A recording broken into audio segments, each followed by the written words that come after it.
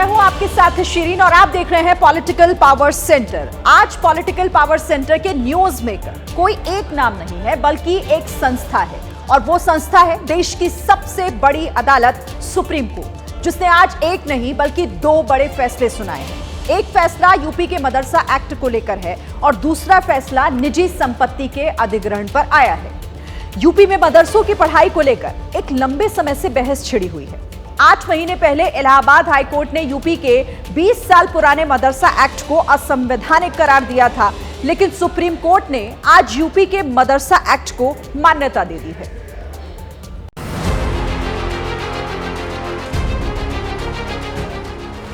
UP में चलने वाले मदरसे और उसमें पढ़ने वाले लाखों छात्रों को सुप्रीम कोर्ट ने बड़ी राहत दी है, क्योंकि सुप्रीम कोर्ट ने इलाहाबाद हाई कोर्ट के उस आदेश को खारिज कर दिया जिसमें उत्तर प्रदेश मदरसा शिक्षा बोर्ड अधिनियम को खारिज कर दिया था और मदरसों में पढ़ने वाले छात्रों को दूसरे विद्यालयों में भर्ती करने को कहा था, जिसका साफ और सीधा मतलब ये है कि मदरसा एक्ट संविधान का उल्लंघन नहीं है और संवैधानिक रूप से सही है।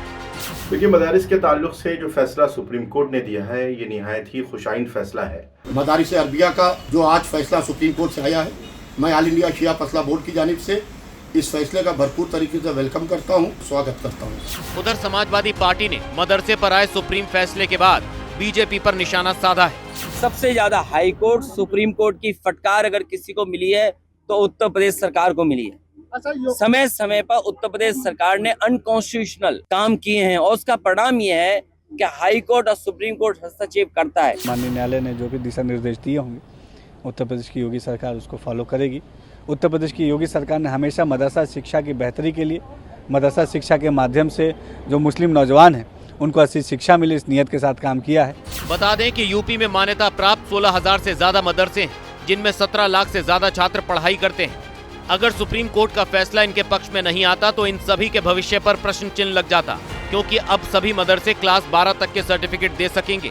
हालांकि उसके आगे की तालीम का सर्टिफिकेट देने की मान्यता मदरसों के पास नहीं होगी। तो कोर्ट के इस फैसले से 17 लाख छात्रों को सीधे तौर पर राहत मिली है, लेकिन अब आपको बताते हैं, आप समझिएगा यूपी का मदरसा एक्ट कानून है क्या। देखिए, 2004 में मुलायम सरकार के दौरान ये एक्ट बना था। कानून के तहत मदरसा बोर्ड का गठन उस दौरान हुआ था और इसी के साथ कानून का मकसद ये था कि मदरसों की शिक्षा व्यवस्था जो है उसे बेहतर किया जाए, उसे व्यवस्थित किया जाए। इसके तहत ये कानून बनाया गया था। मदरसों को डिग्री और सर्टिफिकेट देने की शक्ति भी दी गई थी और अब इसी को लेकर जो सवाल खड़े हो रहे थे उसके बाद अब सुप्रीम कोर्ट की तरफ से ये राहत मिली है। और देखिए, अब बात सुप्रीम कोर्ट ने आज एक दूसरा बड़ा फैसला भी सुनाया है, उस फैसले की कर लेते हैं, जहां पर निजी संपत्ति के बंटवारे पर सुप्रीम कोर्ट का ये बड़ा फैसला सामने आया है। सुप्रीम कोर्ट ने कहा है कि हर निजी संपत्ति को सामुदायिक संपत्ति नहीं कहा जा सकता।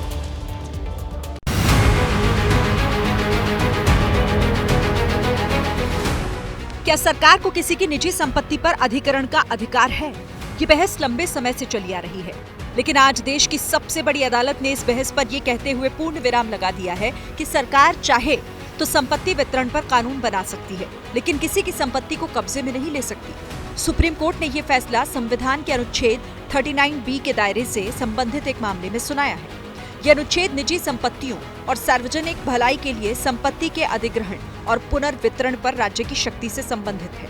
अब इसी पर सीजेआई DY चंद्रचूड़ की अध्यक्षता वाली संविधान पीठ ने 7-2 के बहुमत से फैसला सुनाया है। आपको बता दें कि 9 जजों की बेंच ने 1 मई को तमाम दलील सुनने के बाद फैसला सुरक्षित रखा था। मतलब साफ है कि सुप्रीम कोर्ट ने सरकार से निजी संपत्ति पर कब्जे का अधिकार छीन लिया है और 46 साल पुराने अपने फैसले को पलट दिया है। तो एक और सुप्रीम कोर्ट का यह महत्वपूर्ण फैसला, निजी संपत्ति निजी है। इस फैसले को जरा आप समझिए, सुप्रीम कोर्ट ने इसमें क्या कुछ कहा है। देखिए, हर निजी संपत्ति का अधिग्रहण नहीं कर सकती है सरकार, ये साफ कोर्ट ने कर दिया है। इसी के साथ देखिए, जो सामुदायिक संपत्ति जो है वो सरकार को संपत्ति वितरण कानून बनाने का हक देती है। निजी संपत्ति को सामुदायिक संपत्ति नहीं कहा जा सकता, सरकार को संपत्ति वितरण कानून बनाने का हक है। इस फैसले के तहत ये कहा है सुप्रीम कोर्ट ने। सुप्रीम कोर्ट ने 45 साल पहले के अपने ही एक फैसले को पलट दिया है। 9 जजों की बेंच ने 16 याचिकाएं थी जिन्हें सुना था और उस पर यह फैसला सुनाया है। इस बेंच ने 7-2 की सहमति से यह फैसला सुनाया। अब 1 मई को कोर्ट ने फैसला सुरक्षित रखा था, जिसके बाद इंतजार सुप्रीम कोर्ट के फैसले का हो रहा था और आज कोर्ट ने यह महत्वपूर्ण फैसला दिया है। अब आगे बढ़ते हुए बात अगली खबर की कर लेते हैं। देखिए, उत्तर प्रदेश में अब डीजीपी चयन के लिए यूपीएससी को नाम नहीं भेजना पड़ेगा। अब यूपी सरकार खुद प्रदेश का डीजीपी चुन सकती है, जिसका कार्यकाल 2 साल का होगा। योगी सरकार के एक फैसले ने यूपी की सियासत को नवंबर के महीने में गरमा दिया है। दरअसल डीजीपी चयन के लिए यूपी सरकार ने आत्मनिर्भर होने का फैसला किया है। अब यूपी में डीजीपी की नियुक्ति के लिए यूपीएससी को नाम नहीं भेजना पड़ेगा। अब यूपी सरकार खुद डीजीपी का चयन करेगी। हाईकोर्ट के रिटायर्ड जज की अध्यक्षता में एक कमेटी बनेगी। ये कमेटी यूपी के नए डीजीपी का चयन करेगी। डीजीपी बनने के लिए 6 महीने की नौकरी बची होना जरूरी है। एक बार चुने जाने पर डीजीपी का कार्यकाल 2 साल का होगा। माना जा रहा है कि अब प्रशांत कुमार को पूर्णकालिक डीजीपी बना दिया जाएगा। योगी सरकार के इस फैसले पर अखिलेश यादव ने तीखी प्रतिक्रिया दी है।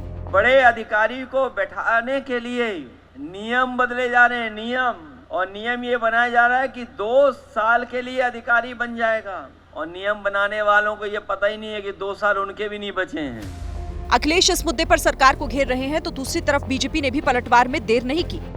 मुद्दाविहीन समाजवादी पार्टी हमेशा बेवजह की बात करके समाज का ध्यान भटकाना चाहती है, लेकिन हमारी उत्तर प्रदेश की योगी सरकार ईमानदारी से उत्तर प्रदेश के ओवरऑल डेवलपमेंट के लिए काम कर रही है, और इस बात से समाजवादी पार्टी परेशान है। यूपी में करीब 3 सालों में स्थायी डीजीपी की नियुक्ति नहीं की जा सकी है। नई नियमावली बनने के बाद अब सरकार को स्थायी तौर पर डीजीपी की नियुक्ति के लिए यूपीएससी से मंजूरी की जरूरत नहीं होगी। और आज उत्तर प्रदेश के मुख्यमंत्री योगी आदित्यनाथ ने झारखंड में 3 रैलियां की, जहां उन्होंने एक तरफ आलमगीर की तुलना औरंगजेब से की, तो दूसरी तरफ बटे हैं तो निर्ममता से कटे की बात कहकर सियासी गर्मी बढ़ा दी। झारखंड में पहले चरण का मतदान 13 नवंबर को है, लेकिन यूपी के सीएम योगी आदित्यनाथ ने ताबड़तोड़ प्रचार कर अभी से माहौल सेट कर दिया है। योगी आदित्यनाथ ने झारखंड के कोडरमा, बड़कागांव और जमशेदपुर में बैक टू बैक 3 रैलियां की और मंच से झारखंड की हेमंत सरकार पर जमकर निशाना साधा। जैसे भी हरियाणा ने निर्णय लिया, ऐसे झारखंड के अंदर सुरक्षा में सेंध लगाने वाली, माफियाओं को प्रश्रय देने वाली जो इंडी गठबंधन है, ये देश की सुरक्षा के साथ खिलवाड़ कर रहा है। इन्हें मौका नहीं देना है। योगी यहीं नहीं रुके, उन्होंने एक तरफ औरंगजेब से आलमगीर की तुलना की, तो दूसरी ओर मंदिर का जिक्र कर हिंदुओं को एकजुट करने की स्क्रिप्ट लिख डाली। मैं देख रहा था, एक आलमगीर आलम थे, औरंगजेब देश को लूटा था उसने, देश के पवित्र मंदिरों को नष्ट किया था उसने। झारखंड मुक्ति मोर्चा का भी तो एक मंत्री था आलमगीर, उसके घरों में कैसे नोट की गड्डियां उसके नौकरों और उसके परिवार के अन्य लोगों के घरों में किस रूप में पड़ी हुई थी। झारखंड में पहले चरण का चुनाव 13 नवंबर और दूसरे चरण का मतदान 20 नवंबर को होना है। और बड़ी बात यह है कि चुनावी माहौल में योगी के बटेंगे तो कटेंगे बयान की खूब चर्चा है, क्योंकि जिस भी जगह योगी प्रचार करने पहुंचे, पूरी जनसभा लोगों से खचाखच भरी हुई थी। बड़ा सवाल ये है कि क्या ये भीड़ वोट में तब्दील हो पाएगी। बात अब महाराष्ट्र चुनाव की, जहां इस बार चुनाव में नजर उद्धव ठाकरे और राज ठाकरे के बेटों पर है, लेकिन इन दोनों की ही मुश्किलें एकनाथ शिंदे ने बढ़ा दी।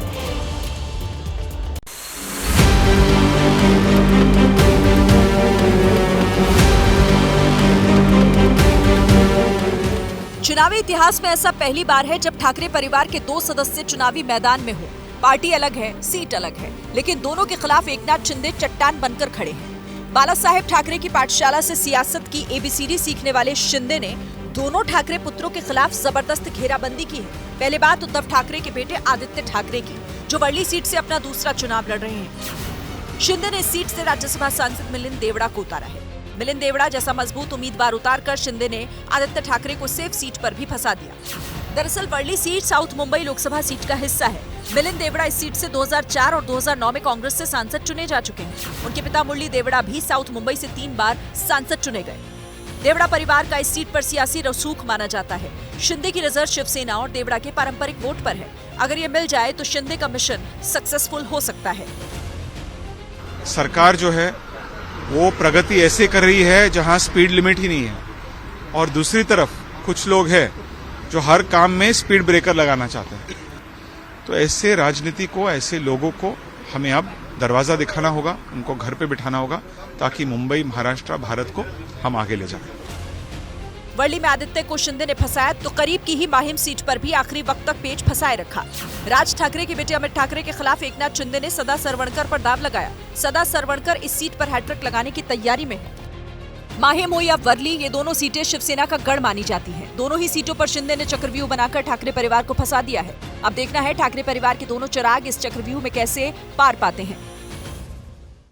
महाराष्ट्र में धुआंधार चुनावी प्रचार के बीच शरद पवार ने राजनीति से संन्यास के संकेत दे दिए हैं, जिसने सियासत में हलचल पैदा कर दी है।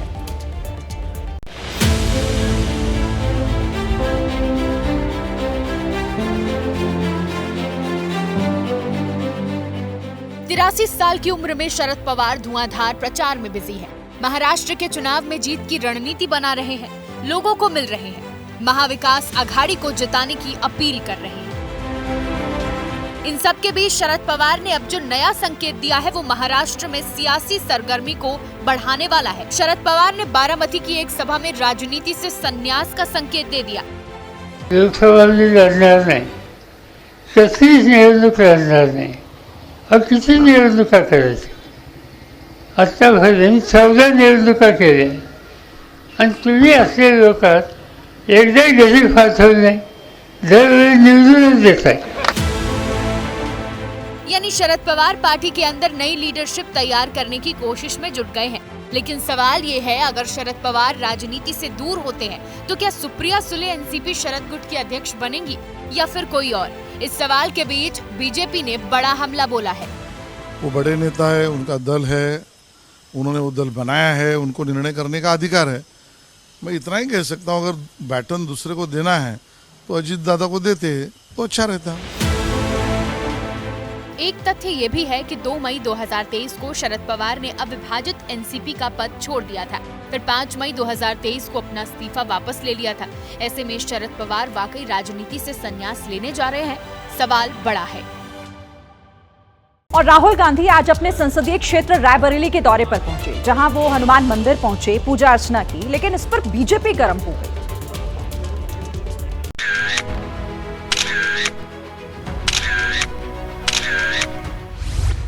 राहुल गांधी हनुमान जी की भक्ति में लीन है, आरती कर रहे हैं, पुजारी उन्हें तिलक लगा रहे हैं, पूरा भक्तिमय माहौल है।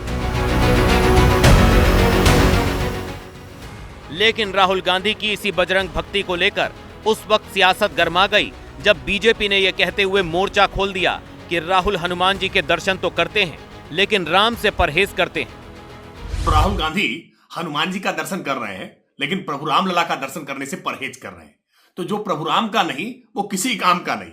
वो हनुमान जी के कितने भी दर्शन करें, हनुमान जी का आशीर्वाद उनको मिलने वाला नहीं। और जब जब चुनाव आता है तब तब वो हनुमान जी के लिए दर्शन करने, शिव जी के दर्शन करने पहुंच जाते हैं, लेकिन जानबूझ करके हिंदू भावनाओं को ठेस पहुंचाने का कोई मौका नहीं छोड़ते। यूपी में 9 सीटों पर उपचुनाव है और इसी चुनावी शोरगुल के बीच राहुल अपने संसदीय क्षेत्र रायबरेली पहुंचे थे, जहां बचरावा में राहुल गांधी ने चरुआ मंदिर में रुककर हनुमान जी का आशीर्वाद लिया। इस दौरान उनके साथ अमेठी के सांसद किशोरी लाल शर्मा भी मौजूद थे। राहुल को देख कांग्रेस कार्यकर्ताओं का जोश हाई था। राहुल गांधी ने कलेक्ट्रेट परिसर में जहां एक तरफ पुलिस से गार्ड ऑफ ऑनर लिया, वहीं दिशा की बैठक में भी हिस्सा लिया। इसके साथ ही राहुल गांधी ने प्रधानमंत्री ग्राम सड़क के तहत बनाई गई कई सड़कों का उद्घाटन भी किया।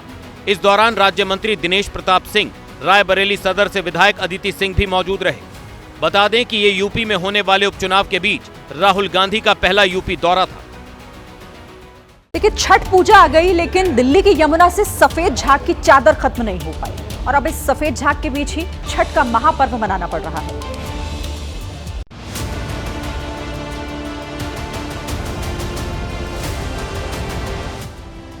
छठ महापर्व लाखों करोड़ों लोगों की आस्था से जुड़ा है, लेकिन ये कैसी बेबसी है कि जहरीले पानी के बीच इस पर्व को मनाना पड़ रहा है। तस्वीरें देखिए, यमुना झाग से भरी हुई और इसी झाग भरे जहरीले पानी के बीच खड़े होकर व्रती सूर्य नमस्कार कर रहे हैं। ये वो जहरीला झाग, ये वो केमिकल भरा फोम जो कि दिल्ली की हकीकत को बयान कर रहा है कि आखिर दिल्ली वाले कितनी बड़ी मार इस वक्त झेल रहे हैं। बता दें कि दिल्ली जल बोर्ड की तरफ से फूड ग्रेड केमिकल का छिड़काव किया गया था ताकि झाग खत्म किया जा सके। लेकिन यमुना के जिद्दी झाग पर केमिकल का कोई असर नहीं हुआ, उल्टा पानी और जहरीला होता जा रहा है। तस्वीरें उस यमुना की जिस पर कई दिनों से सियासत भी हो रही है, चर्चा भी हो रही है और लगातार सुर्खियों में भी ये यमुना बनी हुई है कि आखिर जो यमुना को साफ करने के प्रयास किए जा रहे हैं, यमुना को नहीं बल्कि यमुना के ऊपर जो केमिकल भरा झाग है उसको खत्म करने के जो प्रयास किए जा रहे हैं वो भी कामयाब नजर नहीं आ रहे। यमुना में प्रदूषण दिन ब दिन नया रिकॉर्ड बना रहा है। एयर क्वालिटी की बात करें तो कई इलाकों में AQI 400 के पार चला गया है। अब सवाल ये है, दमघोटू हवा में छठ का त्योहार कैसे मनाएं? बात आस्था की है, लोग मना रहे हैं, लेकिन सवाल प्रशासन और शासन की बदइंतजामी का भी है, जो सिर्फ दावे करता रहा, लेकिन समय पर न हवा साफ हुई और न ही यमुना। और सलमान खान को एक बार फिर से लॉरेंस बिश्नोई के नाम पर धमकी मिली है। अब पुलिस धमकी भेजने वाले की तलाश कर रही है।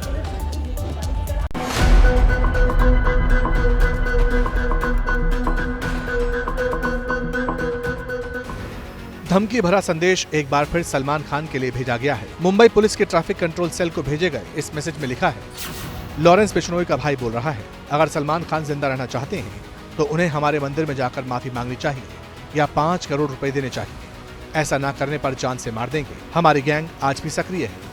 पुलिस के मुताबिक ये धमकी भरा संदेश कल आधी रात को ट्रैफिक कंट्रोल रूम के अधिकारी ने देखा। पुलिस संदेश भेजने वाले शख्स की तलाश में जुट गई है। वैसा ऐसा पहली बार नहीं जब सलमान को मैसेज भेजकर धमकी दी गई हो। सलमान को अक्टूबर में 2 बार धमकी मिली थी। 25 अक्टूबर को सलमान और जिशान को धमकी देते हुए 2 करोड़ रुपए की मांग की गई थी। इस मामले में मुंबई पुलिस ने नोएडा से मोहम्मद तैयब नाम के शख्स को गिरफ्तार किया था, जबकि 30 अक्टूबर को 2 करोड़ की मांग वाला मैसेज आया था। इस केस में मुंबई पुलिस ने आजम मोहम्मद मुस्तफा को गिरफ्तार किया। लगातार मिलती धमकियों के बीच सिकंदर फिल्म की शूटिंग के लिए सलमान खान इस वक्त हैदराबाद में है और वहां की सुरक्षा की कड़ी व्यवस्था की गई है। इस वक्त एक बड़ी खबर छत्तीसगढ़ की राजधानी रायपुर से मिल रही है, जहां पर मेडिकल कॉलेज में आग लगी है। 3rd फ्लोर पर बताया जा रहा है रायपुर मेडिकल कॉलेज के ऑपरेशन थिएटर में आग लगी है। सबसे बड़ा अस्पताल है छत्तीसगढ़ का रायपुर मेडिकल कॉलेज, जहां पर आग लगने से अफरा तफरी। अब मरीजों को दूसरे वार्ड में शिफ्ट किया गया है। और इस खबर पर और ज्यादा डिटेल्स के साथ जयप्रकाश हमारे सहयोगी हमारे साथ जुड़ गए। जयप्रकाश, सबसे पहले अपडेट दीजिए, आग पर काबू पाया गया है क्या? देखिए, रायपुर का सबसे बड़ा अस्पताल है सीरीन, ये रायपुर मेडिकल कॉलेज भीमराव अंबेडकर, और यहाँ जो है 3rd फ्लोर पर ऑपरेशन थिएटर में आग लग गई थी, जो ट्रामा सेंटर है।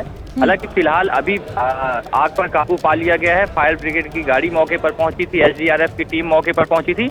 हाँ। और आग लगने के बाद पूरे वार्ड में धुआं फैल गया था, जिसके बाद जो वहाँ पर मरीज एडमिट थे ऑपरेशन थिएटर में, राहत की बात है कि आग पर काबू पा लिया गया है। नजर आप बनाकर रखिएगा जयप्रकाश, बहुत शुक्रिया। फिलहाल दुनिया का सबसे ताकतवर देश अमेरिका, आज वहां लोकतंत्र का सबसे बड़ा उत्सव चल रहा है। राष्ट्रपति चुनने के लिए वोटिंग हो रही है।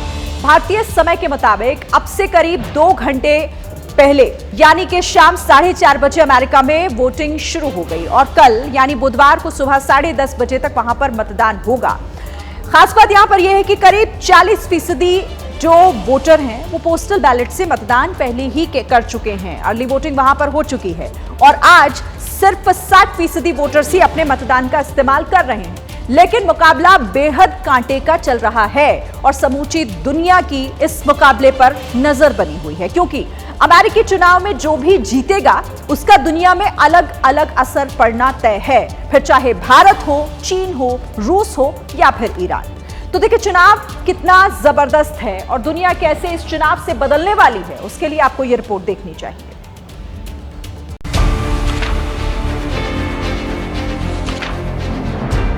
कौन बनेगा राष्ट्रपति? अमेरिकी चुनाव पर सबसे बड़ी कवरेज सिर्फ एबीपी न्यूज पर।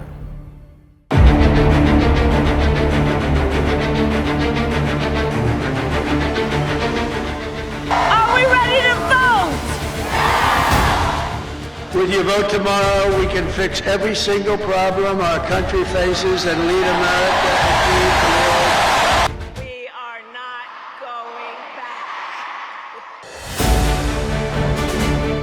दुनिया का सबसे पुराना लोकतंत्र 47वीं बार अपना मुखिया यानी राष्ट्रपति चुनने के लिए वोट कर रहा है। एक तरफ डोनाल्ड ट्रंप भरोसे से भरे हुए अपने चुनावी ट्रंप कार्ड के साथ मैदान में है, तो दूसरी तरफ कमला सबसे ऊपर महिलाओं की पसंद बनकर अमेरिका की पहली अश्वेत महिला राष्ट्रपति बनने का तमगा हासिल करने के लिए जोर लगा रही है। दोनों दहाड़ रहे हैं और जीत पर दोनों का अपना अपना भरोसा है। America, more than 1 in 3 women lives in a state with a Trump abortion ban. Donald Trump is the architect. Women are being denied care during miscarriages. Say, no, I want to protect the people. I want to protect the women of our country. I want to protect the women. Sir, please don't say that. I said, well, I'm going to do it whether the women like it or not. This is the same man who said women should be punished for their choices. Trump कह चुके हैं कि कमला को vote दिया तो मुसीबत परेशानियां America के सिर चढ़कर बोलेंगी। वहीं कमला का दावा है कि अगर ट्रंप कार्ड चल गया तो अमेरिका को बड़ा नुकसान होगा। It is a fight for freedom, including the fundamental freedom of a woman to make decisions about her own body. I will never apologize for defending America. I will protect our workers. I will protect our jobs. I will protect our borders. I will protect our family. लेकिन कौन बाजी मारेगा? दुनिया की super power की सबसे शक्तिशाली कुर्सी पर आखिर कौन बैठेगा? ट्रंप या फिर कमला?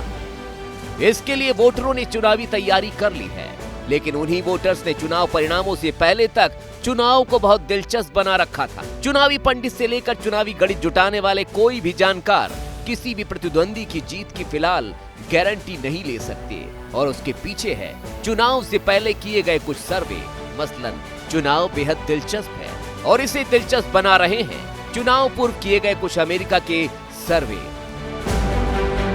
एजेंसी 538 के मुताबिक कमला हैरिस 1.2 पॉइंट की बढ़त के साथ आगे हैं। एजेंसी टिप इनसाइट में दोनों को मुकाबले में बराबर दिखाया गया है। वहीं एजेंसी एटलस इंटेल ने डोनाल्ड ट्रंप को 1 से 2% की बढ़त दिखाई है। कहने को ये गधे और हाथी के बीच की लड़ाई है, लेकिन आंकड़े बता रहे हैं कि मामला बेहद करीबी है और इस करीबी मामले को जीत तक पहुंचाने का काम अब स्विंग स्टेट के वोटर्स पर है, जिनका रुझान चुनाव से पहले समझना मुश्किल होता है। ये स्विंग स्टेट है Pennsylvania, North Carolina, Nevada, Arizona, Georgia, Wisconsin, Michigan. लेकिन मामला सिर्फ अमेरिका तक नहीं है। चुनाव परिणाम आएंगे तो नतीजे दूर तक असर दिखाएंगे। समूची दुनिया पर अमेरिका के नए राष्ट्रपति का चयन असर डालेगा। कैसे, उसे ध्यान से समझिए। चुनाव में चाहे ट्रंप जीते या कमला हैरिस, दोनों ही तरह से दूरगामी असर जरूर पड़ने वाले हैं। गाजा की लड़ाई से लेकर रूस यूक्रेन जंग तक सब कुछ बदल सकता है। मसलन रूस यूक्रेन जंग में ट्रंप व्लादिमीर पुतिन के साथ जा सकते हैं। वो शुरू से ही रूस के पक्ष में बयानबाजी करते रहे हैं। ऐसे में अमेरिका से मिलने वाली यूक्रेन की सहायता को बुरा असर हो सकता है। जबकि अगर कमला हैरिस जीत गई तो बाइडेन की नीतियां जारी रहेंगी। यूक्रेन को अमेरिकी सहायता पहले की ही तरह मिलती रहेगी। इसी तरह गाजा में चल रही जंग पर असर पड़ सकता है। कमला हैरिस इजराइल के साथ तो खड़ी हैं, लेकिन वो गाजा में फिलिस्तीनियों की मौत पर भी सवाल उठाती रही हैं। गाजा को बाइडेन सरकार की तरह ही मदद देती रहेंगी। जबकि ट्रंप का दावा है वो राष्ट्रपति बने तो मध्य पूर्व में छिड़े घमासान को खत्म करवा देंगे और उनका फिलिस्तीन को लेकर कोई खास मोह भी नहीं है। हाल ही में इजराइल में हुए एक सर्वे में 66% लोगों की पसंद ट्रंप थे, जबकि 17% लोगों ने ही कमला हैरिस को अपनी पसंद बताया था। अब बात भारत की। ट्रंप जीते, रूस और अमेरिका के रिश्ते सुधर सकते हैं। इससे चीन को नुकसान होगा तो सीधा फायदा भारत की वैश्विक स्थिति पर पड़ेगा, यानी भारत ताकतवर होगा। ट्रंप जीते तो इमिग्रेशन पर ट्रंप का कठोर रवैया भारतवासियों को नुकसान पहुंचा सकता है। दूसरी तरफ कमला हैरिस ने भारतवंशी होने के बावजूद भारत को लेकर कोई खास रुख तो नहीं बनाया, लेकिन अगर वो जीती तो भारत और अमेरिका के बीच रक्षा सहयोग और मजबूत हो सकता है। वहीं कमला हैरिस कुशल अप्रवासियों की वकालत करती रही हैं, इससे भारत को फायदा होगा। इससे आगे बढ़े तो नेटो को भी तिहाई फंडिंग करने की हनक के साथ ट्रंप उसके लिए परेशानी खड़ी कर सकते हैं। ट्रंप कई बार नेटो से बाहर जाने की धमकी दे चुके हैं, वो नेटो के बाकी सभी 30 देशों से नेटो के बजट बढ़ाने की बात कह चुके हैं, लेकिन अभी तक कुल 23 देशों ने ही बजट बढ़ाया है।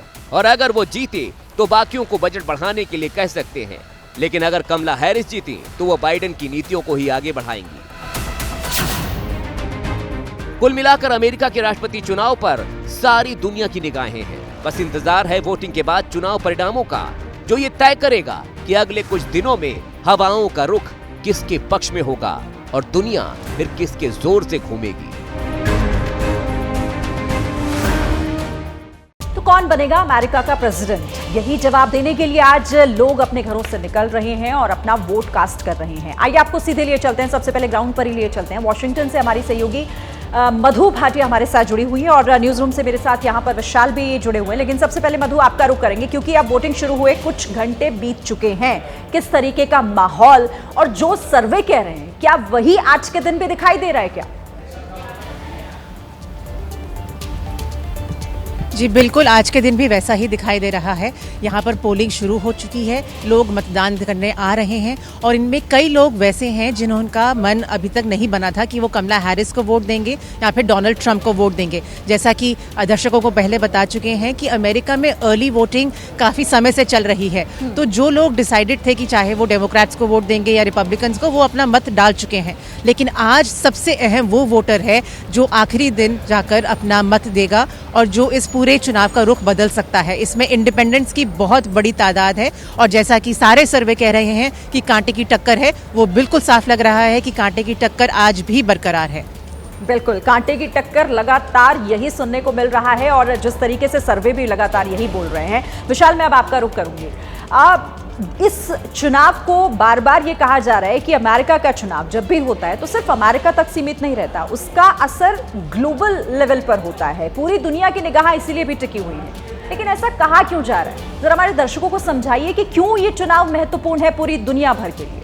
देखिए शिरीन, बिल्कुल, क्योंकि अमेरिका का चुनाव का असर पूरी दुनिया पर पड़ता है और खास तौर पर जब दुनिया में दो हिस्सों में लगातार युद्ध जारी है, इजराइल और हमास के बीच गाजा में और रूस और यूक्रेन के बीच, तो ऐसी स्थिति में ये बहुत जरूरी हो जाता है कि अमेरिका में राष्ट्रपति कौन बनता है। क्योंकि डोनाल्ड ट्रंप ये कहते हैं अगर वो राष्ट्रपति बने तो वो युद्ध को रुकवा देंगे। वो रूस के साथ भी उनके संबंध बेहतर बताए जाते हैं बाइडेन के मुकाबले, और वहीं दूसरी तरफ वो इजराइल के साथ, क्योंकि जो उनका पहला कार्यकाल रहा है, हमने देखा किस तरह से उन्होंने यरूशलेम को इजराइल की राजधानी के तौर पर मान्यता दी थी और जब वो राष्ट्रपति बने थे उस समय इजराइल ने गोलान हाइट्स के कुछ हिस्सों को ट्रंप के नाम पर कर दिया था। तो उनकी नीति बिल्कुल साफ रही है डोनाल्ड ट्रंप की। कहीं ना कहीं इजराइल के लोगों को यह लगता है कि अगर ट्रंप सरकार में आते हैं, ट्रंप राष्ट्रपति बनते हैं, तो उनके हक में कई बड़े फैसले जा सकते हैं। लेकिन वहीं दूसरी तरफ अगर हम अरब देशों की बात करें, क्योंकि जिस तरह से इजराइल के साथ यहां पर जो बाइडेन प्रशासन है वो खड़ा तो जरूर है, लेकिन एक थोड़ा सा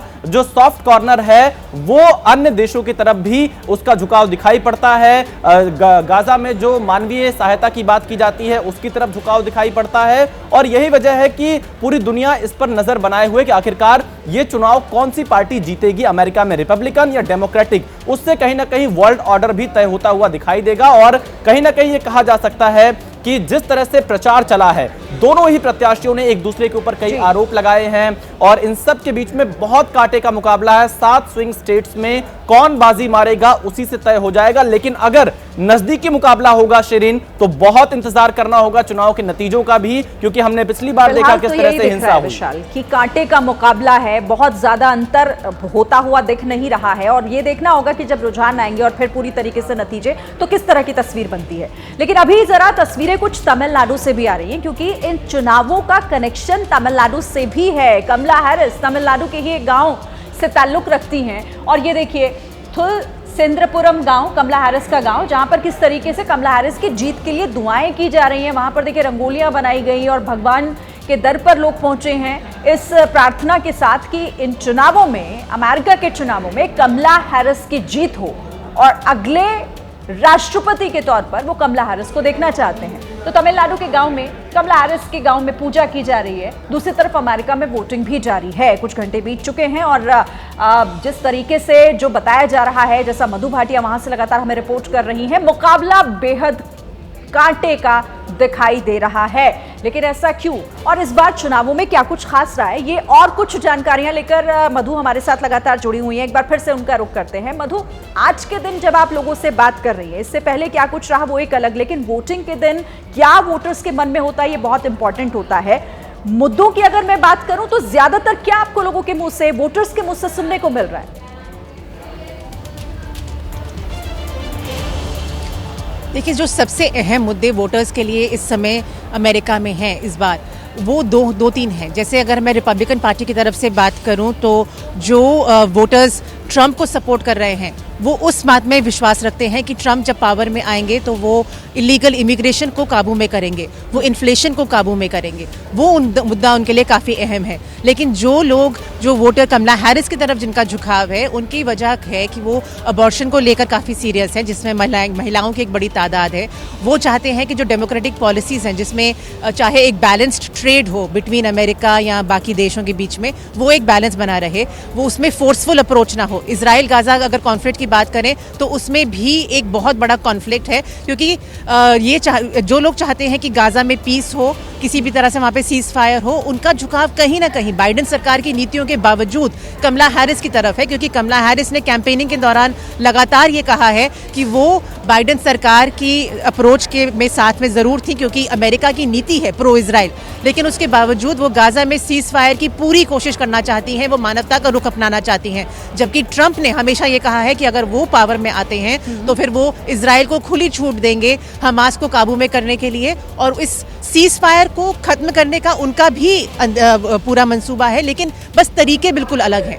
जो मानवता का तरीका है वो कमला हैरिस का है, और जो ट्रंप का तरीका है वो फोर्सफुल प्रो इजराइल तरीका है। इब्राहिम एकॉर्ड्स के तहत जो उन्होंने डील करी थी जब वो 2020 में जब वो राष्ट्रपति थे, उसके तहत ही वो काम करेंगे। तो ये मुद्दे जो हैं ये वोटर्स के लिए बहुत अहम हो जाते हैं। ठीक है। और विशाल, ये वाकई बहुत महत्वपूर्ण है इसे समझना कि अब चंद आखिरी लम्हों में, वोटिंग से ठीक पहले, अगर कहती है कमला हैरिस इस बात का जिक्र करती हैं कि वो चाहती हैं कि गजा में शांति हो, वहां पर युद्ध रुके, तो इसके मायने क्या हो जाते हैं? क्यों उनको जरूरत पड़ गई आखिरी लम्हों में इस तरह के बयान देने की? देखिए शिरीन, बिल्कुल कमला हैरिस ये जानती हैं कि जो अरब अमेरिकी मुसलमान हैं वो बड़ी संख्या में वोट डालने के लिए नहीं निकल रहे, क्योंकि उन्हें ये लगता है कि अमेरिका का जो मौजूदा प्रशासन है बाइडेन और हैरिस का, वो इजराइल को हथियार मुहैया करा रहे हैं और उनका इस्तेमाल गाजा में जो मुस्लिम्स हैं उनके खिलाफ हो रहा है। ऐसा जो अरब अमेरिकी मुसलमान हैं उनको लगता है। तो कहीं ना कहीं वोटिंग से ठीक पहले कमला हैरिस ने जो अरब अमेरिकी मुसलमान हैं उनके वोट को पाने के लिए, उनको रिझाने के लिए